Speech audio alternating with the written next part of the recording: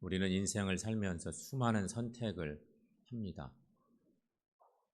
그동안에도 여러분이 엄청난 많은 선택을 하면서 살아오셨을 것인데 그 선택의 중심에는 딱 한 가지 중요한 것이 있습니다. 나는 누구인가? 나는 도대체 누구인가? 어디로 가고 있는가? 잘 가고 있는가? 이런 중요한 물음 때문에 사실은 수많은 선택을 하는 것입니다. 그렇게 지금까지 살아온 거죠. 그런데 여러분, 나는 누구인가? 그게 내 인생을 자꾸 두드려 보는 거예요. 잘 가고 있는지, 잘 선택했는지, 또 앞으로 올 일도 또 어떻게 잘 선택할 수 있을런지. 그게 나는 누구인가라고 하는 그 질문 속에서 나오는 선택의 방법들인데, 오늘은 나는 누구인가? 이 질문 앞에 하나님이 주신 중요한 신앙적인 물음은 나는 하나님의 약속의 자녀다운가? 나는 누구인가에 대한 그 또 다른 신앙적인 물음으로 나는 하나님의 약속의 자녀답게 살고 있나? 거기에 오늘 말씀의 요지가 있습니다. 오늘 본문의 내용을 이해하기 위해서 좀 몇 가지를 설명해 보겠습니다. 성경 말씀 지도 한번 올려보겠습니다. 우리에게는 별로 익숙치는 않은데 갈라디아서라고 하는 성경이 하나 딱 있어서 이 갈라디아서는 로마서를 우리가 서신서에서 참 중요하게 생각하잖아요. 로마서의 엑기스 같은 내용이 갈라디아서. 근데 갈라디아서는 기록이 조금은 좀 거칩니다. 언어적 표현이 그런 거죠. 편지를 썼지만, 근데 복음을 위한 신앙적인 투쟁을 한다고 보기 때문에 영적인 투쟁이죠. 복음이 자꾸 훼손되는 일들이 생기니까. 갈라디아서의 내용이 그런 의미에서 매우 중요한데, 저기 붉은색으로 이렇게 표시되어 있는 게 갈라디아 지방이에요. 지금의 터키 땅의 한 반쯤 되는 곳인데, 저기가 갈라디아 지역입니다. 근데 갈라디아 지역은 조그만한 그림 하나 이렇게 옆에다 붙여놨잖아요. 그 지역만 크게 놓은 건데, 유명한 사도 바울이 1차 전도여행을 했던 주무대가 구브로 섬, 저기 구브로 섬과 갈라디아 남부 지역이었습니다.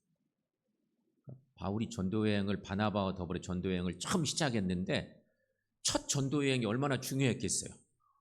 전도여행 어디로 갈까? 출발했는데 구브로 섬에 들렸다가 바로 다시 소아시아 중심 지역인 갈라디아 지방, 남부 갈라디아인데 거기가 그 지역을 집중적으로 첫 전도여행을 한 곳입니다. 그래서 갈라디아 지역에 교회들이 세워졌겠죠. 근데 이제 얼마 있지 않아서 갈라디아 지역에서 교회들에게 여러 가지 문제가 생겼다는 소식들이 들려오고, 그래서 견디다 바울이 펜을 들어서 서신서를 쓴 거예요. 갈라디아서. 그것이 오늘 성경 말씀인데, 오늘 본문에서 사도 바울은 갈라디아 지역 교회 성도들을 향해서 갈라디아 지역의 교회들에게 보내는 편지니까 그 성도들을 향해서 아주 중요한 질문을 던집니다. 갈라디아서 전체 내용을 볼 수는 없지만 오늘 본문 중에 21절, 시작하는 21절 말씀 보면 율법 아래 있고자 하는 자들아 율법을 듣지 못하였느냐? 이렇게 질문 형태로 오늘 본문 시작이 그런 말씀입니다. 율법 아래 있고자 하는 자들아, 이 문구를 좀 잘 생각해 볼 필요가 있어요. 율법 아래 있고자 하는 자들, 갈라디아 교회에 보내는 편지인데 갈라디아 교인들 중에 일부가 율법 아래 있고자 하는 사람들이 많이 있었다는 얘기잖아요. 그런 자들아 율법을 듣지 못하였느냐? 이런 질문을 하고 있는 것. 이런 질문하는 이유는 결국 갈라디아 교회에 예수를 믿음으로 구원을 받았지만, 예수 믿고 구원받은 하나님의 자녀이지만 다시 율법을 지켜야 하나님께 인정받을 수 있다고 생각하는 사람들이 많이 나타난 거예요. 예수 믿고 구원받아 하나님의 자녀가 되면 그게 오케이인데, 교인들 중에 율법 지켜야 돼. 율법이 중요해. 은혜 받아도 율법을 알고 지켜야 돼. 이런 얘기하는 사람들이 교회 안에 또 생겼다고 하는 것입니다. 그래서 하나님의 자녀들이, 하나님의 교회가 신앙적으로 혼란이 생긴 것입니다. 나 예수 잘 믿고 있나? 진짜 나 그리스도인인가? 나 잘 가고 있어? 이거 맞는 거야? 틀린 거야? 이런 혼란이 생긴 거예요. 아니, 잘 가던 교회에 이상한 사람들의 주장 때문에 율법 지켜 하나님이 더 인정하시지, 뭐 이런 얘기 자꾸 하는 사람들이 생기니까 교인들에게 얼마나 혼란이 생겼을까요? 우리 오늘 본문 성경 중에 이제 또 하나 중요한 단서가 될 수 있는 29절 말씀이 있어요. 29절. 본문 쭉 뒷부분인데 거기 한번 읽어봅니다. 그러나 그때에 육체를 따라 난 자가 성령을 따라 난 자를 박해한 것 같이 이제도 그러하도다. 21절은 율법 아래 있고자 하는 자들아 율법을 듣지 못하였느냐? 그런 얘기하고 가운데 이제 중요한 설명을 좀 해놓은 얘기가 있고, 끝부분쯤에 가보더니 그때의 육체를 따라 난 자가 성령을 따라 난 자를 박해한 것 같이, 그때는 성경의 내용 보면 아브라함의 그 두 아들들 얘기, 그 구약 시대 얘기예요. 그때 그러더니 이제도 그러하도다. 그때도 그런 곤란한 일들이 많았는데 뭔가 뒤바뀌어져서 지금도 갈라디아 교회에 이렇게 신앙적으로 문제를 일으키는, 신앙적으로 무지한 사람들이 이렇게 있구나, 요 얘기인 거예요. 아브라함 시대에 이스마엘이 이삭을 박해한 것처럼 초대교회 시절에도 갈라디아 교회에서 이런 일이 일어났다고 하는 얘기입니다. 육신을 따라 난 이스마엘은 약속을 따라 난 이삭을 박해한 것입니다. 마찬가지로 갈라디아 교회에서도 율법에 붙들려 살던 유대인 그리스도인들이 오직 예수 안에 새 사람 된 이방인 그리스도인들과 사사건건 다투고 니들 틀렸다고 얘기하고, 예수 믿고 구원받는 거 귀하지만 니들 구원받은 거하고 우리 구원받은 거하고 좀 다르지? 우리는 선민이야. 율법에 능통하고, 그래서 율법을 잘 지켜야 하나님께 더 인정받아. 너희들 구원받은 것은 부분적인 구원이야. 우리처럼 율법 지켜. 그래야 진짜야. 뭐 이런 얘기를 자꾸 한 것이. 그래서 바울은 아브라함의 두 아들 이야기를 통해서 우리가 누구인지를 분명하게 알려주고 싶은 거예요. 오늘 본문의 상황적 이해가 그런 것입니다. 바울은 아브라함의 두 아들 이야기를 통해서 두 가지 종류의 인생, 그러니까 이스마엘과 이삭의 인생을 대조해서 보여주는 것입니다. 초대교회 시절의 그 복잡한 신앙적인 어떤 갈등의 요소를 편지를 쓰면서 믿음의 조상 아브라함의 그 두 아들들 얘기를 딱 끌어와서 그걸로 기가 막힌 설명을 해서 이해를 시키고 있는 거죠. 오늘 본문의 말씀 중에 22, 23절 말씀, 오늘 본문에 있는 말씀입니다. 함께 그 말씀 읽어봅니다. 기록된 바 아브라함에게 두 아들이 있으니 하나는 여종에게서 하나는 자유 있는 여자에게서 났다 하였으며 여종에게서는 육체를 따라 낳고 자유 있는 여자에게서는 약속으로 말미암았느니라. 아멘. 이 사건을 우리는 창세기에서 너무 잘 알잖아요. 너무 잘 아는 이야기지만 이 얘기를 갈등하고 있는 갈라디아 교회에 교인들을 신앙적으로 잘 양육하기 위해서 아주 기발한 비유를 말씀으로 딱 설명하면서 이거 이해시키고 있는 그런 내용이잖아요. 여기 중요한 거, 아브라함의 두 아들들의 이야기를 빌어서 두 가지 인생이 있다고 하는 걸 얘기하는 거예요. 이스마엘은 여종 하갈에게서 육체를 따라 난 아들이에요. 아브라함이 사실은 하나님의 약속을 못 기다리고 기다리다가 육체적인 욕심 이런 것들 때문에 얻게 된 아들이었어요. 이스마엘이 그런 존재예요. 그러나 여러분, 이삭은 자유 있는 여자 사라에게서 약속을 따라 난 아들이었어요. 그러니까 아브라함의 아들인데 두 아들이 하나님 앞에서 질적으로 다른 두 존재예요. 그렇게 나눠져 있죠. 이것을 설명하는 거예요. 그러더니 바울이 이렇게 얘기하는 거죠. 이제 우리들에게 우리는 어떤 인생인지, 정말 하나님의 자녀로 사는 우리들은 이 두 아들들 중에 누구의 인생을 살아야 되는지, 어떤 인생을 살아가고 있는지 이걸 설명하는 거죠. 우리 다 알잖아요, 그 내용들. 그러면서 성경에서 이렇게 선언합니다. 두 가지를 선언하죠. 28절 말씀.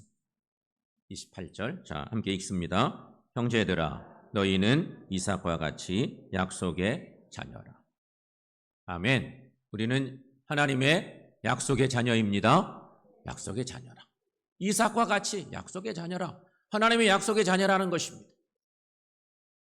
그리고 또 31절에서도 또 얘기합니다. 자, 거기도 함께 읽습니다. 그런즉 형제들아, 우리는 여종의 자녀가 아니요 자유 있는 여자의 자녀니라. 아멘. 성도 여러분, 우리는 우리의 노력이나 행위로 하나님의 자녀가 된 것이 절대 아닙니다. 그거 우리가 잘 알죠. 우리는 오직 예수 그리스도의 보혈과 하나님의 전적인 은혜로 약속의 자녀가 된 것입니다. 이 중요한 사실을 절대 잊으면 안 됩니다.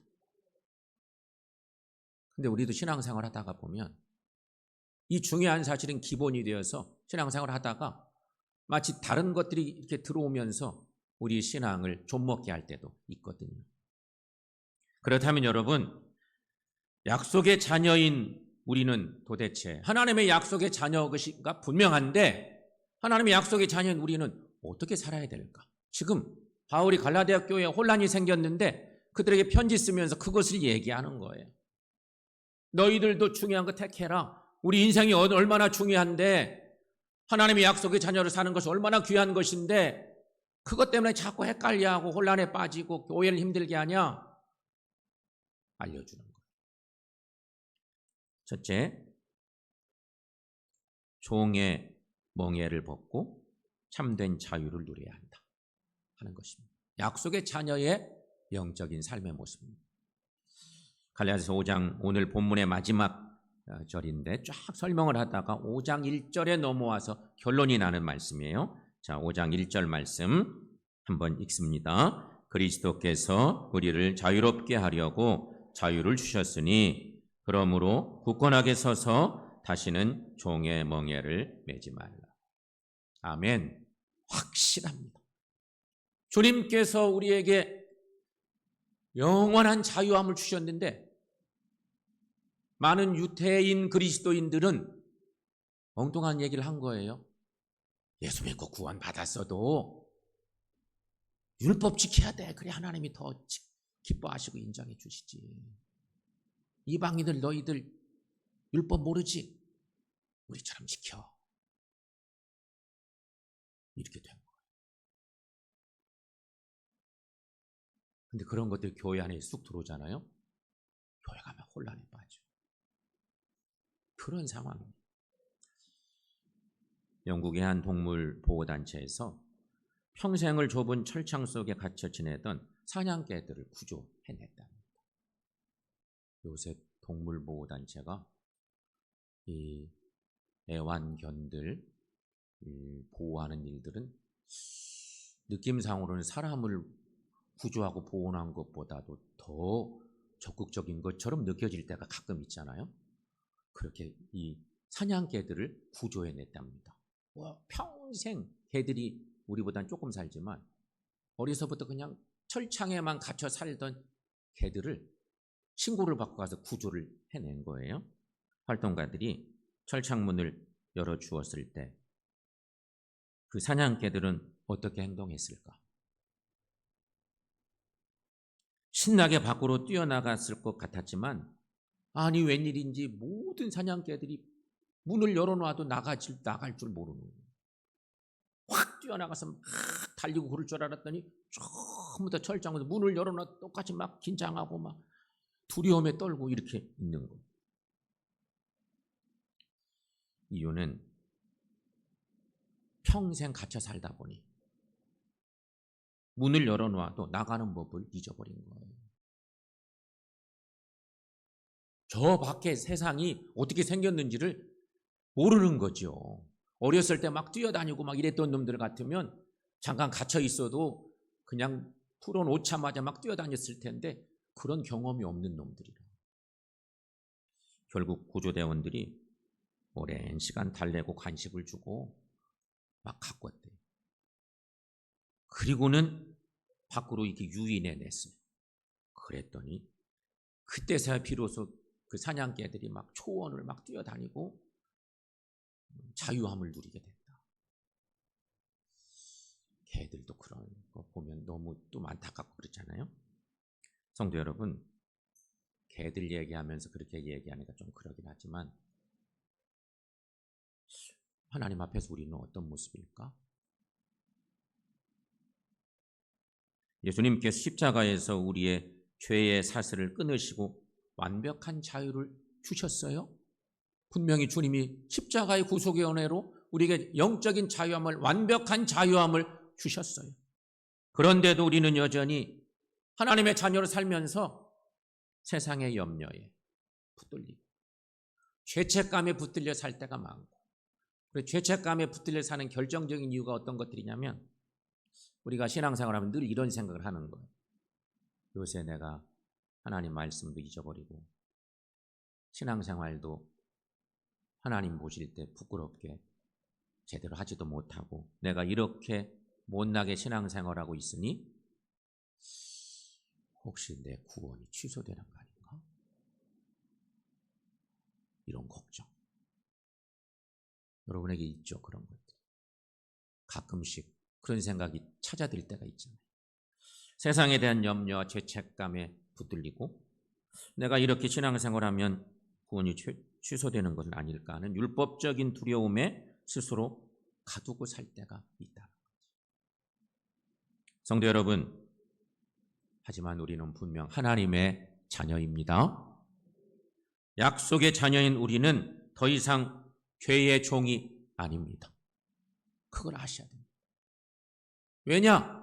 예수님께서 십자가의 구속의 은혜로 우리를 완전히 자유하게 하셨기 때문인 것이. 아까 5장 1절 말씀에 그 내용이 있잖아요. 그런가 하면 여러분 로마서 8장 14, 15절에도 중요한 말씀이 있어요. 로마 8장 14, 15절 거기 함께 읽습니다. 무릇 하나님의 영으로 인도함을 받는 사람은 곧 하나님의 아들이라. 너희는 다시 무서워하는 종의 영을 받지 아니하고 양자의 영을 받았으므로 우리가 아빠 아버지라 부르짖느니라. 아멘. 우리는 하나님의 영으로 인도함을 받는 하나님의 아들입니다. 하나님의 자녀들입니다. 우리는 종의 영이 아닌 양자의 영을 받았으니 하나님을 아빠 아버지라 부릅니다. 아까 우리 성가대 찬양도 아빠 아버지였는데 아빠 아버지. 우리가 그런 영적인 존재들입니다. 그러므로 여러분, 나를 얽매는 모든 종의 영을 벗어버리고 하나님의 약속의 자녀다운 믿음의 삶 사시기를 축원합니다. 또 한 가지는 육체를 의지하지 말고 약속의 말씀을 붙잡고 살아야 한다는 것입니다. 이스마엘은 인간의 생각과 계산, 즉 육체를 따라 태어났습니다. 아브라함이 하나님의 약속을 받고 진짜 약속의 자녀를 얻기까지는 25년 걸렸습니다. 근데 못 기다렸습니다. 인간적으로 기다리다가 이러다가 하나님 자녀 주시지 않는 거 아닐까? 하나님 약속 안 지키는 거 아니야? 그래서 태어난 게 사실은 이스마엘이었습니다. 하지만 여러분, 이삭은 어떤 존재냐? 자연적인 인간의 몸으로서는 불가능해졌을 때, 누가 봐도 아브라함의 그 나이 때 아들을 낳을 수 있는 가능성이 거의 제로야. 완전 제로죠. 인간적으로 생각할 때. 그런데 바로 그럴 때 오직 하나님의 약속으로 태어난 존재가 이삭이었어요. 그러니까 만약에 그 성경의 그 얘기가 100세 돼도 뭐 아들, 90세 돼도 뭐 아들 낳을 수도 있지. 만약에 그랬으면 하나님의 은혜가 뭐가 필요했겠어요? 인간적인 것으로는 완전 불가능한 제로 상태인데 하나님이 약속하셨어. 25년 전에. 그 약속을 이룬 시간. 그러므로 여러분, 약속의 자녀답게 사는 것은 내 힘과 계산을 내려놓고 하나님의 약속을 믿는 삶이에요. 내 계산, 신앙이 그런 거예요, 사실은. 근데 우리는 신앙생활 하면서 무슨 일이 생기면 인간적인 생각들을 얼마나 많이 하는지 몰라요. 내가 계산해 보니까 그거 틀렸어. 이렇게 맞지. 우리 그럴 때가 얼마나 많아요. 옛날에 자동차가 귀하던 시절이 있었던 일이에요. 여러분이 잘 알고 있는 비유일 거예요. 어느 착한 운전수가 시골길을 가는데 먼지도 막 뿌옇게 날리고, 근데 시골길을 한참 가는데 어느 할머니가 그 더위에 머리에 막 무거운 짐을 이고 막 가고 있는 거예요. 그러니까 운전수가 너무 착한 운전수라 그 할머니 보니까 너무 딱해 보였어. 어머니 생각도 나. 그래서 차를 세워서 할머니를 차에 태웠어. 여기 타세요. 제가 모셔다 드릴게. 그 운전수가 이제 할머니 태웠으니까 조심조심 한참 운전을 하고 가는데 이 룸밀러로 뒤를 이렇게 보니까 할머니가 뒤에 타고 있는데 짐을 머리에 이렇게 이고 있더라는 거 아니에요. 짐을 그냥 무거운 짐 그냥 탁 내려놓고 가면 되는데 머리에 무거운 짐을 이렇게 이고 그대로 차를 탁 이렇게 불편해가지고 막 이렇게 가고 있어요. 깜짝 놀랐어요, 운전수가. 할머니, 그 짐 내려놓으시지 왜 그렇게 그냥 이고 계세요? 그러니까 할머니가 아이고, 차를 얻어 타고 가는 것도 너무너무 감사한데 이 짐까지 패끼치면 어떻게 해? 그래서 그냥 내가 짊어지고 간다고. 나 태워준 것도 감사한데 이 무거운 짐까지 어떻게 차에 내려놓냐고 그렇게 얘기했다는 거죠. 웃음이 나는 얘기지만 우리의 모습은 아닐까요, 여러분? 하나님을 믿는다고 하면서도 내 삶의 무거운 짐을 주님께 맡기지 못하고 살고 있는 우리는 아닐까? 하나님, 저 구원열차 타긴 탔어요. 이 짐은 제가 짊어지고 가야 된다고 막. 이거 제 거예요. 이게 제 짐인데 이거 집에 가져가야 되는데. 혹시 우리가 그렇게 신앙생활하고 있지는 않는지.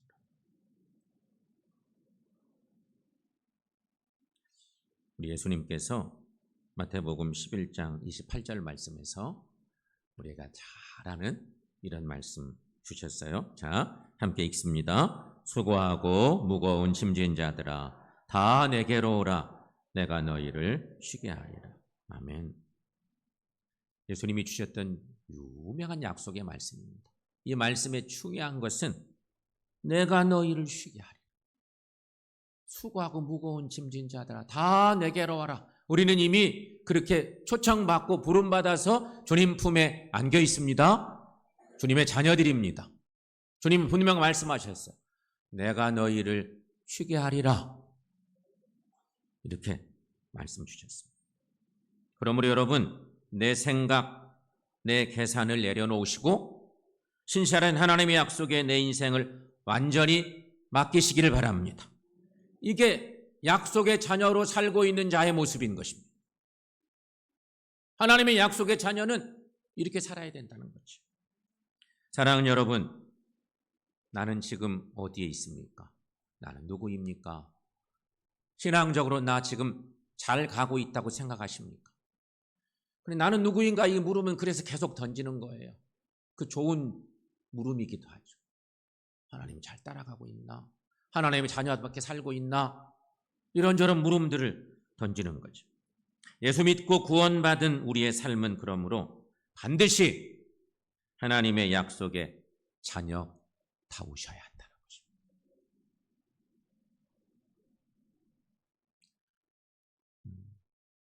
사람들이 여러분을 어떤 사람들이라고 평하실까요? 예, 세상 사람들이 여러분들을 보고 누구누구 새샘교회 장로인데, 누구누구 새샘교회 권사인데, 안수집사인데, 집사인데, 우리보다도 더 잘 알 수 있는, 우리를 평할 수 있는 사람들은 예수 안 믿는 세상 사람들일 수도 있어요. 우리를 만나보고 분위기가 있거든. 우리 어떻게 살고 있는지 여러분 돌아보세요. 그리고 이제 오늘 예배 후에 좀 이렇게 살아보시면 좋겠어요. 첫째는 늘 하나님의 은혜를 기억하고 살자 하는 것입니다. 우리가 늘 고백하는 게 있잖아요. 다 하나님의 은혜였습니다. 이런 고백들을 지난 뒤에 많이 해요. 지나고 난 뒤에. 근데 여러분, 하루하루 사는 동안에도 그렇게 하셔야 돼. 하나님의 은혜입니다. 하나님의 은혜를 자꾸 발견하셔야 돼. 많은 일들 속에서. 그래서 한 주간 사는 동안 매일매일 하나님의 은혜를 고백하며 사십시다. 또 한 가지, 오늘 말씀의 내용들인데, 종의 멍에를 벗고 참된 자유를 누리며 살자. 우리는 하나님의 약속의 자녀들이니 예수님이 우리를 참 자유하게 이미 하셨어요. 근데 자유함을 누리지 못하고 자꾸 종의 멍에를 짊어지고 살려고 할 때가 있어. 벗고 참된 자유를 누리는 하나님의 약속의 자녀들이 되십시다. 또 한 가지, 육체가 아닌 약속의 말씀을 붙들고 살자. 육체적인, 인간적인 계산, 여러 가지 생각, 이런 것들이 자꾸 붙들릴 때가 있어요. 그러면 이스마엘 쪽으로 치우친다고 생각하시면 될 것 같아요. 근데 하나님의 약속의 말씀을 끝까지 붙들고 불안하고 힘들어도 주님이 이런 약속 주셨으니 끝까지 믿고 갑니다. 이렇게 말씀 붙들고 사는 삶은 약속의 자녀인 이삭에게 자꾸 기울어지는 삶이 되겠죠. 이렇게 한 주간 사셔서 어떤 상황에도 늘 믿음으로 승리하는 하나님의 자녀들, 하나님의 약속의 자녀들 다 되시기를 축원합니다. 기도하겠습니다.